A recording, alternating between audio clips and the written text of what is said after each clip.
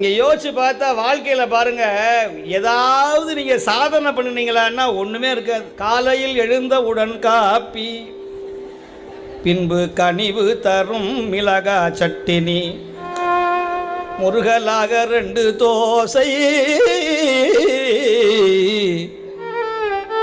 நெய்யில்லாத வெண்பொங்கல், decoction கூடிய degree coffee, கூட்டுக்கறி உசுலி ஓடு மதியம் சாதம், இதில் சுகர் பிபி. மதியானம் அப்படியே தூங்கினோம்னா திரும்பி 4 மணிக்கு கொஞ்சம் வாழைக்காய் பஜ்ஜி ஜொஜ்ஜி, அக்கார வடிசல், திருவையாறு அசோகா, அப்புறம் அப்படியே வாக்கிங், பழைய சினிமா பாட்டு, நாடகம், சீரியல், ராத்திரிக்கு பூரி பொங்கல், தூங்குறது கனவுல தேவையில்லாத கனவு. யாரா